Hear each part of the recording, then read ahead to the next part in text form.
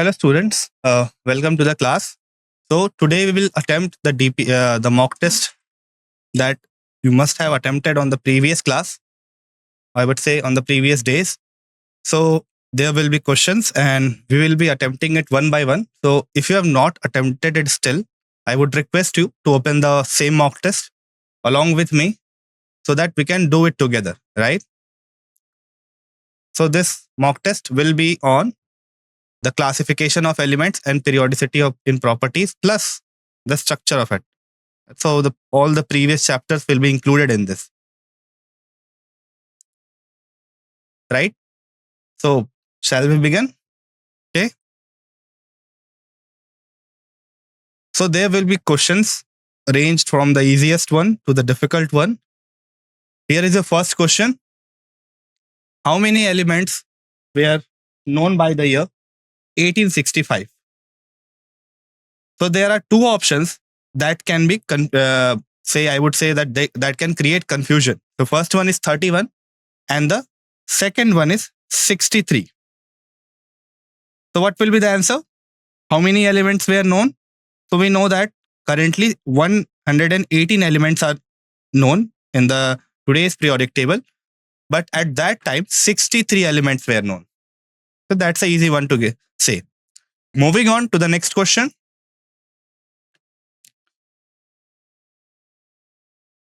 The formula of the compound formed between aluminium and sulfur is, so four options are there: ALS, Al2S3, Al3S2, ALS3. So these are the four options. The correct answer will be Al2S3. Now, if I ask you that what is the order of covalency as we move from left to right in a periodic table, then what will be your answer? So say this answer is Al2S3. What about the trend? If you look at the metals, then the valency is simply the number of electrons present in the outermost shell. But in the case of your non-metals, it has two possibilities. First, the covalency is equals to the number of electrons. Second, it can be 8 minus the number of valence electrons. So these are the two possibilities. Right? With this, let us move on to the next question. Which of the following about the anomalous behavior of second period elements is incorrect? First is, they exhibit higher electronegativity than subsequent group members. Second is, they can form p pi multiple bonds more readily. Third is, their maximum covalency is 6 due to available d orbitals, and D, they show diagonal relationship element of the next group. So you have to choose the incorrect statement. Remember, you have to choose the incorrect statement. Then what will be the answer? The correct answer will be option number C. So if you look for each and every element that are present in the second period, so if I am saying it that the elements are of second period, that means the maximum principal quantum number possible will be 2. So that thing is obvious. Now, if this is 2, then what are the subshells that would be possible? In case of 2, we know it from the structure of atom chapter. It will be either 2s or 2p. But the statement is saying that the second period elements have d orbitals. So that is the reason it is incorrect. Now, what about the statements that are correct? So first is, they exhibit higher electronegativity than the subsequent group member. Now, if I ask you that what is the trend regarding the electronegativity, if we go down the group, suppose we are going from lithium to sodium, potassium, rubidium, then our cesium and francesium. So what is the order of electronegativity? Anyone? The electronegativity will decrease, isn't it? What will happen? As we go down the group, the electronegativity will decrease. So if the electronegativity is decreasing, that means the topmost element will have the highest electronegativity. And that is the reason these elements which are belonging to the second period will have the highest electronegativity. So this is obviously true. What about the second statement? If I ask you, can you give me an example for the p pi multiple bonds formed by any of the elements in the group, in the period 2? So do you have an example for that in which your element forms a p pi multiple bond? So first of all, you need to understand that what is p pi multiple bond. Yes, the carbon can be a good example of that. You can take carbon also, or you can take nitrogen also. You can see that here the nitrogen is forming one sigma bond and two pi bonds. Similarly, your oxygen does the same, and same goes with the carbon. So we can say that every first element of any group, so we will not include hydrogen. Remember, the properties of hydrogen do not go in correspondence with the alkali metal. They are placed apart. It is placed apart from the periodic table. So apart from hydrogen, we have the helium. Now helium is a noble gas, so it is not capable of forming bond. So there is no questioning of forming p pi multiple bond. Therefore, we start from the second period always. So being that said, so nitrogen, oxygen, and all other elements are capable of forming the p pi multiple bond. Third one is wrong. We have seen that. What about the fourth one? So yes, we have seen that there is a diagonal relationship for each of them. So lithium, then beryllium, boron, carbon, nitrogen, and so on. So lithium have it with the what?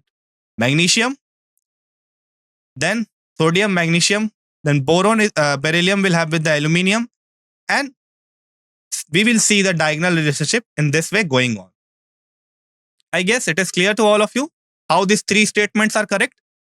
So since you are not attempting it in the exam, you are attempting it in the mock test. So try to be clear about each and every option rather than going with the only correct one. So that will give you a greater perspective to solve any question. So that is the reason I have informed you about each and every options apart from the correct one. So let us move to the next question.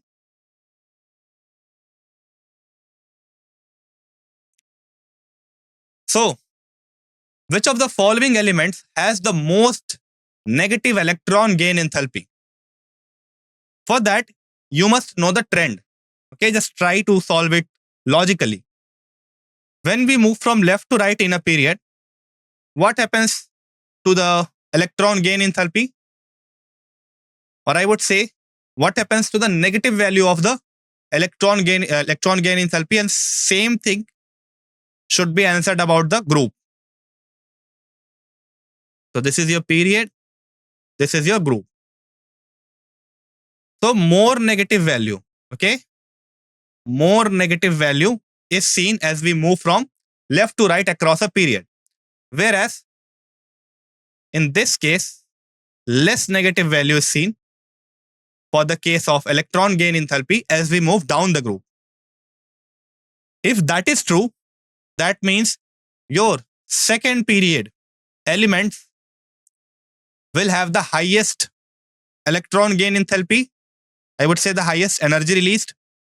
Highest energy released. Okay.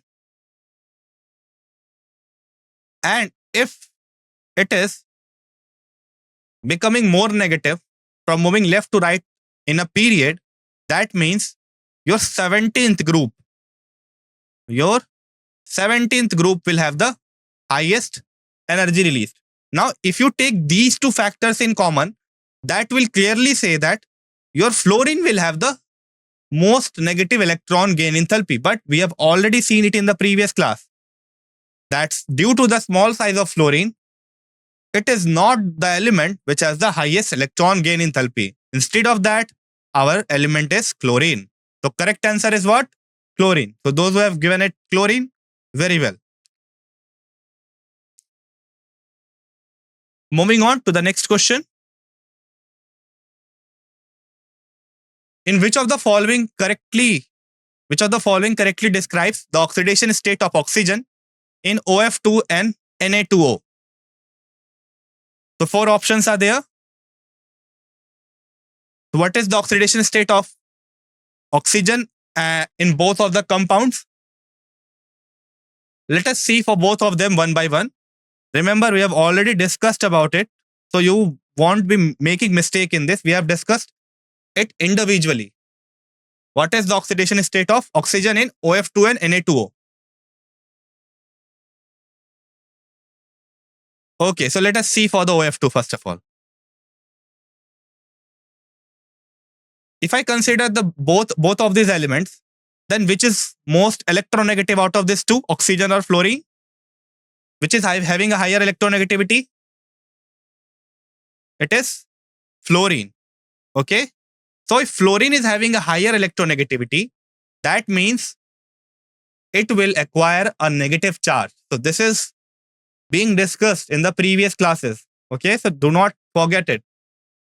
Now, if this is true, then what is the maximum oxidation state that can be shown? Maximum negative oxidation state, it is -1. For 2 fluorines, it will be -2. Let us say that for the case of oxygen, the oxidation state is X. And if you are taking -1 for the 1 fluorine, then for 2 fluorines, it will be -2.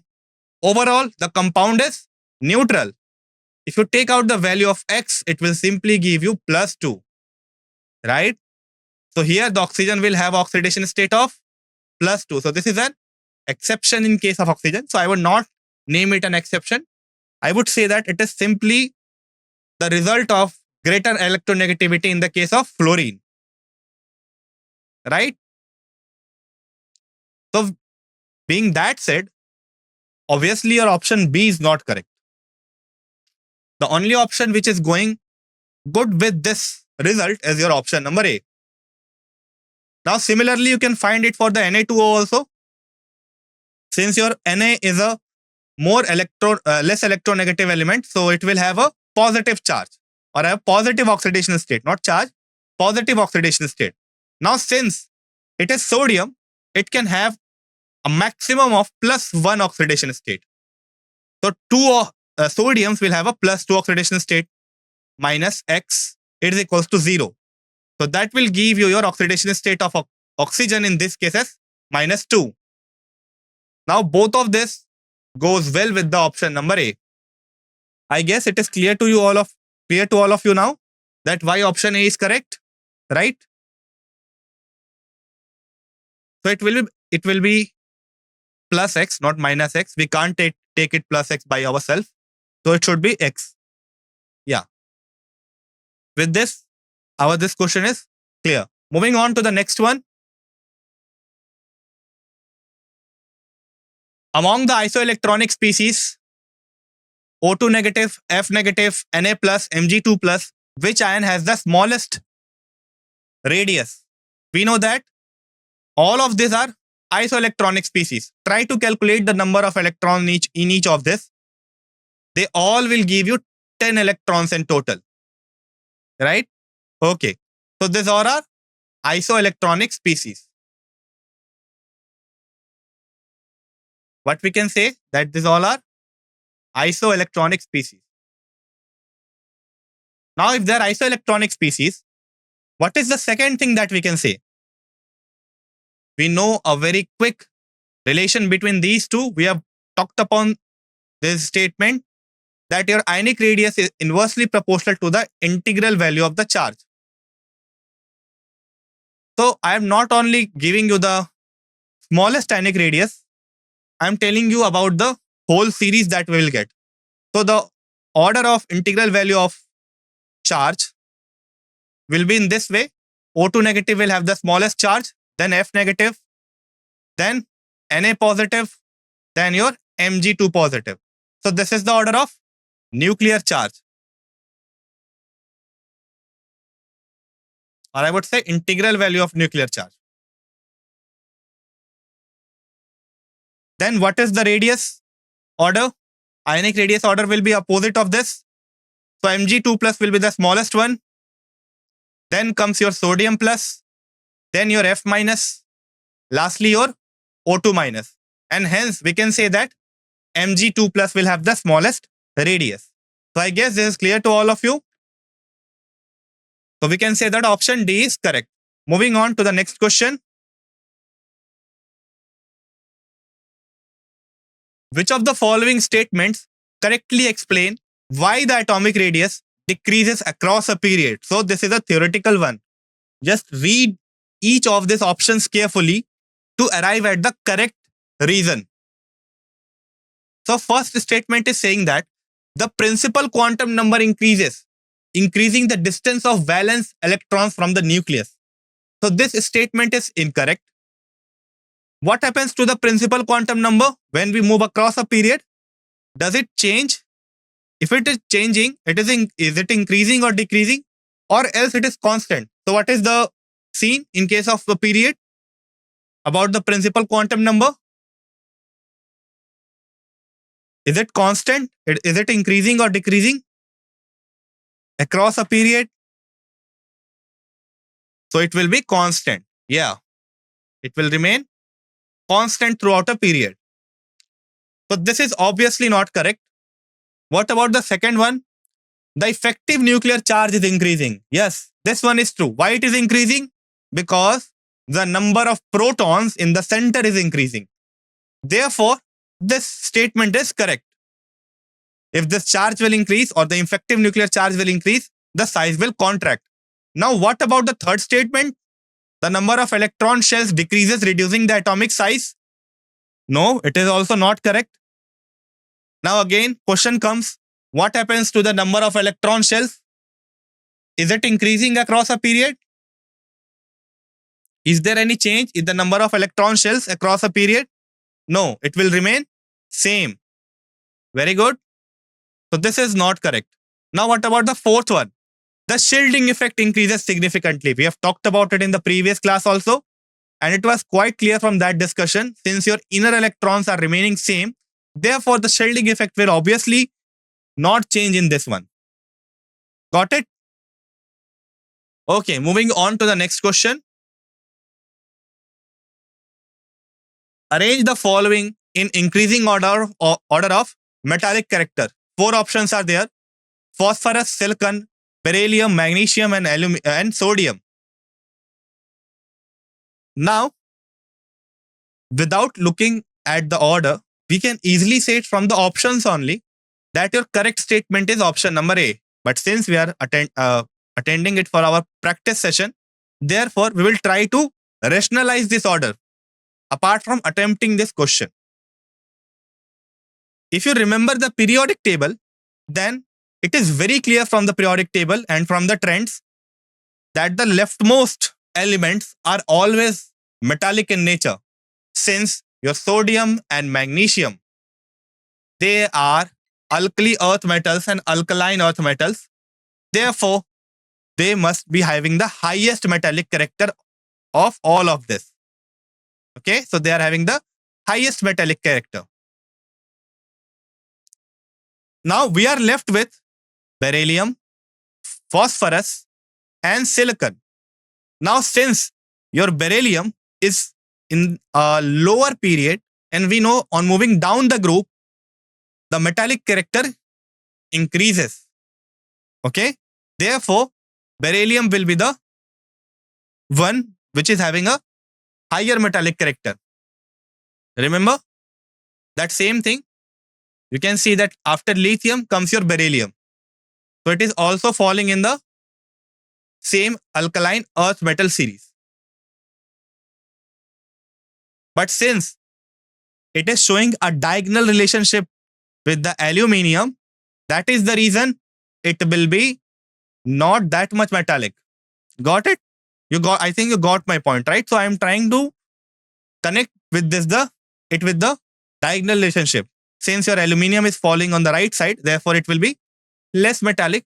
And we also know that down the group, metallic character decreases, it increases. So sodium and magnesium will be more metallic. Therefore, we can say that the correct order will be option number A. Moving on to the next question.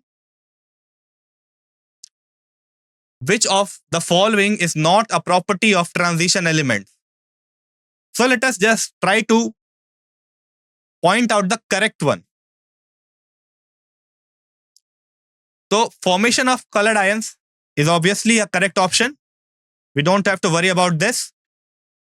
Okay. It is true. Variable oxidation state. So this is also true. High ionization enthalpy. So this is not correct. Okay. Now if I ask you why this is not correct, what can be the probable reason of it? Why only we are saying that your D block elements or the transition metals are having a lower ionization enthalpy and not a higher one. Okay, so if you are saying it metal, then it must be true for the case of lithium and all. Yes, that may be a good reason. Okay, that may be a good reason. But there can be a much better explanation of it. Okay, so for now, I am concluding it with the same statement. Because they are metals, they will have a low ionization enthalpy, means electrons can be extracted easily. There is a second, I would say, explanation to it. What is the second explanation? So poor shielding effect is not a good option. Why? So we are trying to remove the electron from the D subshell. So that is your ionization enthalpy in case of transition metals. Okay. Got it? But see, your D orbitals are not that much penetrated toward the nucleus. We know that. And second thing, your poor shielding effect can also explain it very neatly.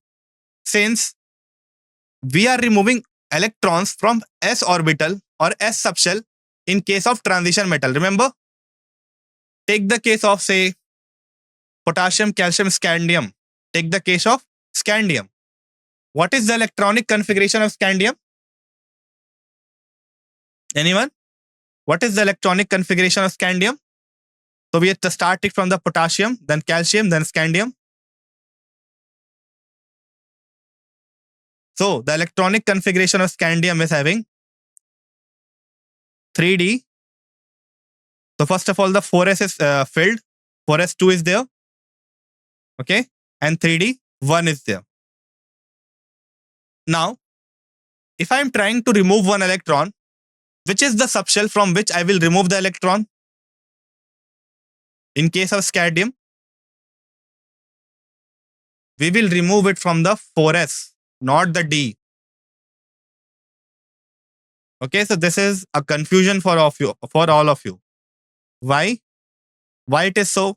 Although we are filling the 3D subshell in the last part, but when we will remove electron, we will remove it from the outermost energy level. Is it clear? Any doubt in this? Remember this always. Okay, so if you are removing an electron, we will remove it from a outermost shell. So when we are saying that it is having a higher energy, but the point is that suppose you have a small queue like this and you are filling marbles in it and it is closed on the farther end. Now, although this one is having a higher energy, but this marble is on the leftmost part. To remove this one, you have to first remove this marble. Okay? Is it clear? So when you say that your S is more closer to the nucleus, we are saying it for them which are present in the same energy level. Remember the discussion. We have talked about this, that this penetration effect and shielding effect is only true if they are all belonging to the same principal quantum number. Okay? I think you got this. Since it is not belonging to the same quantum number, we can't take it, right? First one is belonging to the 3, second one is belonging to the 4. Is it clear, this point? Got it? Okay. Now, keeping this penetration effect apart, we are saying that although its energy is low, got it, no problem in that, but it is present at a greater distance as compared to 3D because it is present in the outermost shell. Therefore, you will remove the electron from the 4s first and not the 3D. Remember this point, it is very important to consider here. Always follow this trend. No matter how you are filling the electron, according to the above principle, that is a different matter. But whenever you will remove electron, you will remove it from the outermost shell. Okay. Now, being that said, what is the inner subshell that is shielding the 4s2? It is your 3D one. Okay. Now, 3D has a poor shielding effect, as one of you said. Therefore, it is removed easily. Now, we can say that it has a lower ionization enthalpy. Got it? Catalytic activity is being shown by the transition element, and that is due to its variable oxidation state. So if this is true, then this is an outcome of the second option. Moving on to the next question. Which of the following elements is a metalloid? So what is catalytic activity? That is important to consider here.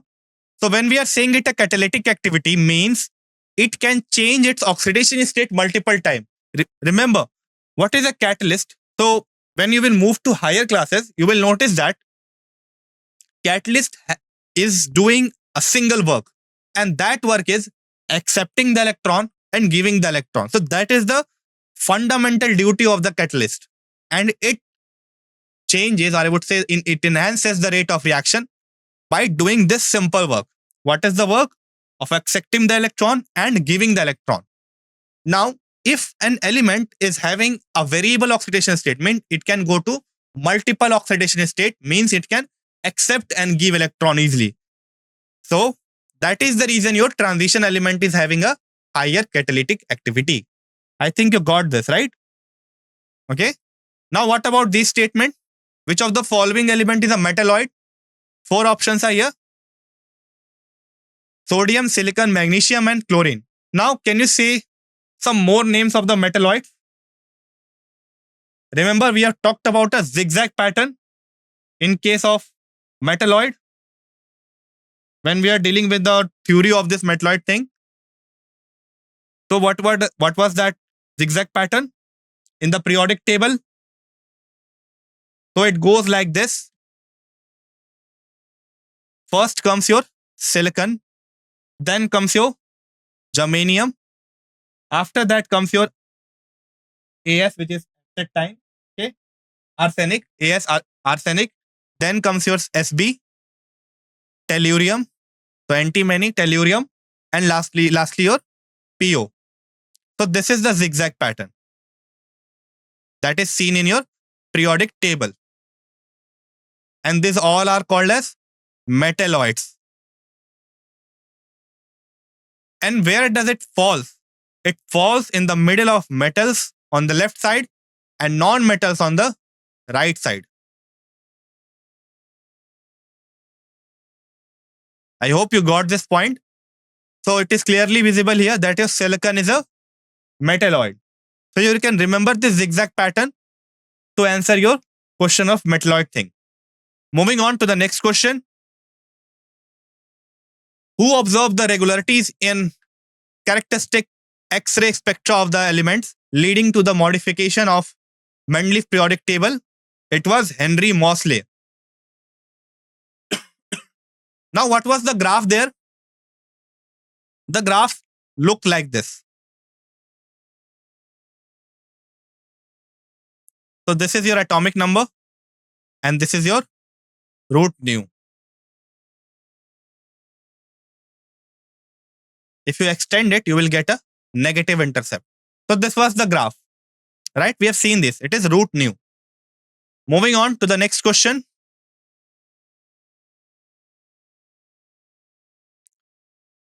Which challenge arises from the large number of known elements? It's very easy to say. complexity in studying each element individually, and that is the reason we place it in different groups and periods. So option B is correct. Moving on to the next question. What is true about the recently discovered elements? They are naturally occurring, they are synthesized by humans, they are halogens, they were discovered before 1800. So they are synthesized by humans. So there are some factual questions. I have put these questions for your NEET from your NEET perspective, right? So there are one-liner questions from in NEET directly from the theoretical part. Moving on to the next question. What additional benefit does classifying elements provide beyond organizing knowledge? First one is reducing the total number of elements. So this is not correct. Second is true. Predicting chemical facts and elements. Remember, we have talked about this in the Mendeleev periodic table, where he predicted the element's characteristic before its discovery. Ekka aluminum and Ekka silicon. Okay, we have seen this. So the correct statement will be predicting new chemical facts and elements. Next question. Which of the following is the primary reason for classifying element? First is to increase the number of known elements. Wrong. To facilitate the study of their chemistry systematically. So correct option will be B. Again, it's an easy one to guess. Our next question. So the element with the electronic configuration krypton 5s1 belongs to which group? So what is the group number of this? And along with this, I would also want you to answer that what is the period number of this? So what is the period number? If we are telling that we are starting it from the 5s, what is the period number? No, it's wrong. It is not 2. Period number is not 2. Yes, the period number is 5. So I'm talking about the period, not about the group. So whenever we start filling any period, we first start filling the S subshell. So suppose we are filling the 5th period, we will fill the 5th subshell first. 5th S subshell first. Therefore, since it is 5s1, therefore the period number will be 5. Moving on to the next question. The number of elements in the 5th period of the periodic table is, so there is a very simple pattern to learn it. 2, 8, 8, then 18. Then comes your, after 2, 8, 18, what is the next count? Again, it is 18. Then 32, 32. Okay, so this is the overall. So 1s, so this is 1, then 2, 3, 4, 5th, 6th and 7th. So 5th belongs to 18 elements. Therefore, the correct answer will be 18. Moving on to the next question. How many groups are there in the modern IUPAC classification of periodic table? So what will be your answer? What are the groups? There are 18 groups. Now one more question is there. Can you tell me that what was the previous way of writing the period number? How do we start it? So we have already talked about it, that you should remember that pattern also. Yes. So first we write 1A. Then after that, so it is for group 1. Then after 1A comes your, what is the next group? It is 2A. So this is for the second group. What is the third group? What is the name of third group? Anyone? Yes, this will be 2A. That would be a more appropriate way to write it. So what is the third one?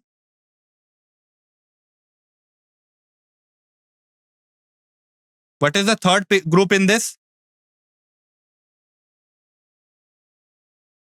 The third one is 3B. Okay, it is 3B. So it is not 3A. You must remember this part also. It is very, very important. So 3B. Okay. Then for your fourth one, it is 4B, 5B, then 6b,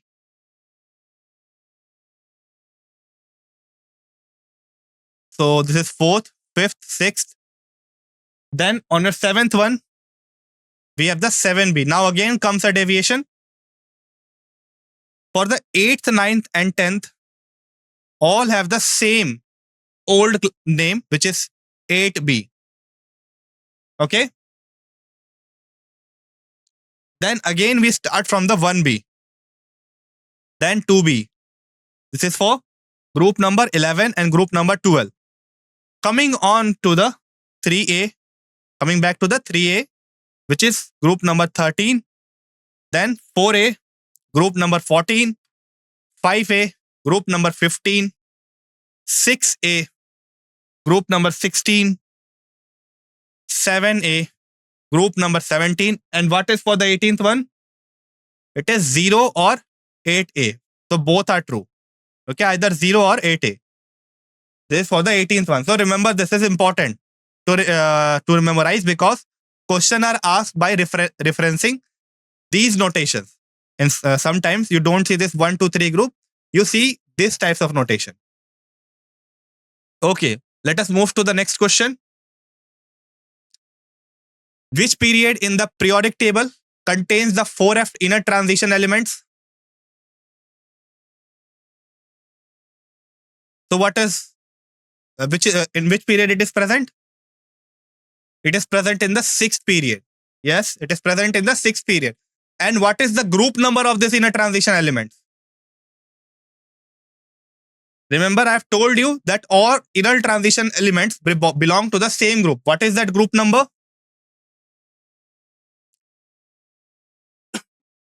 What was the group number that was assigned to all lanthanoids and actinoids?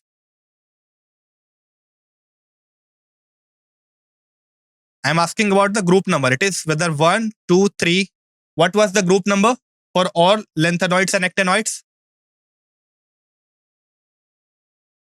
It was group number 3. Yes, it was group number 3. So all elements of the lanthanoid and actinoids belong to the group number 3. Now, what is the, I would say, general electronic configuration in case of this transition elements? One important question. So we have talked about this in the previous class. What is the general electronic configuration of the inner transition elements? Of the lanthanoids, I'm talking about the lanthanoids and actinoids both. The general electronic configuration.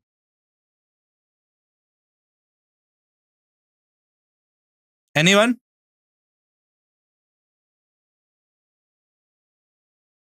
So it was n-2 F 1 to 14. Okay. So next one is n-1 D.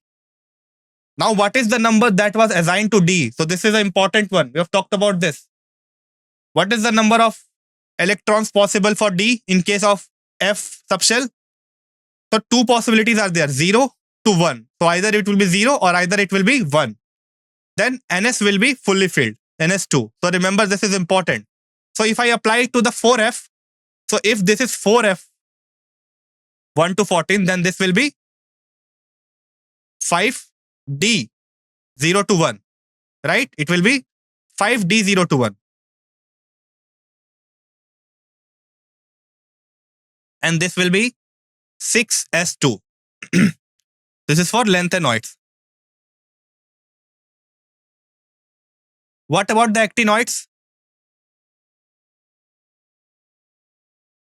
Actinoids will have 1 plus to all of this, 1 to 14.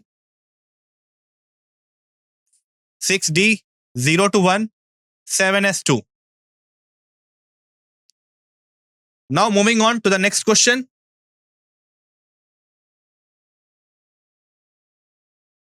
Which elements are placed in separate panels at the bottom of the modern periodic table? So what will be the answer for this question? It will be lanthanoids and actinoids. We have already seen it right now. They belong to the F block elements.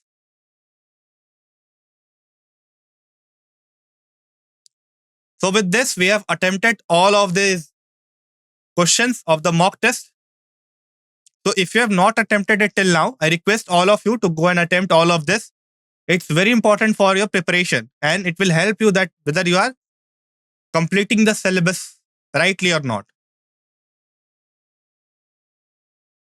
Okay. So this was all for today's class.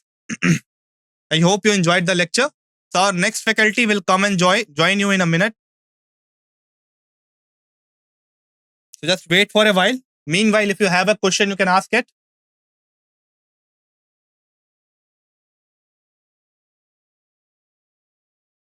So tomorrow we'll cover the JEPYQs, okay? In tomorrow's class.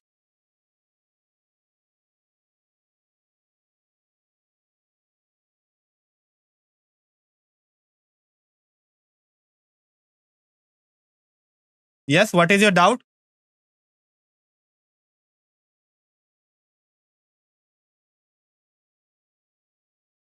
Yes, Niranjan, Niranjana, you can ask your doubt.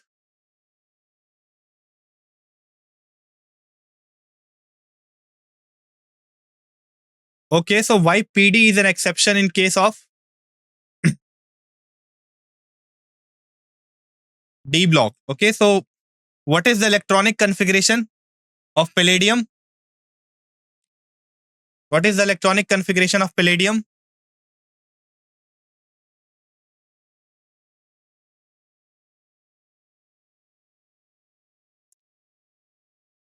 Anyone? What is the electronic configuration of palladium?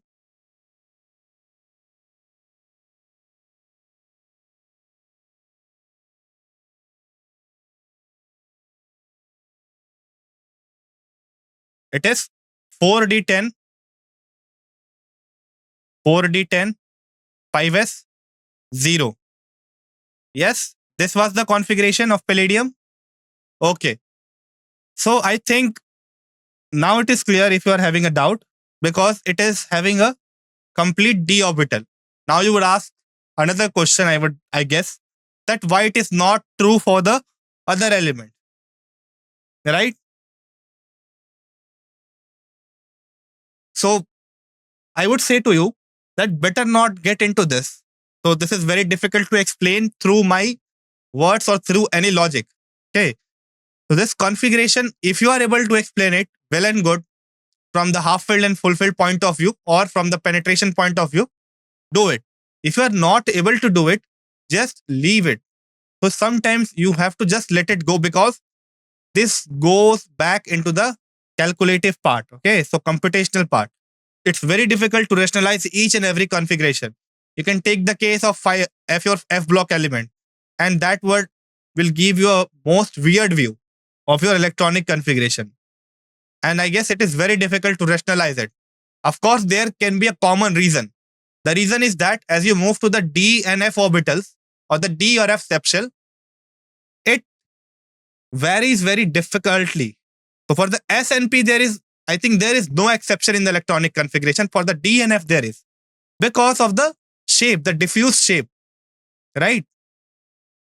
So this is the reason I would give you for all of the anomaly in the case of D and F. Now you can go and further explain each of these configuration by your half filled and full filled thing. So that's a different matter. But the main reason for their anomaly in all D and F block element is the involvement of this subshell. Got it? Okay. So we will discuss about the rest in the next class. So thank you for attending the lecture.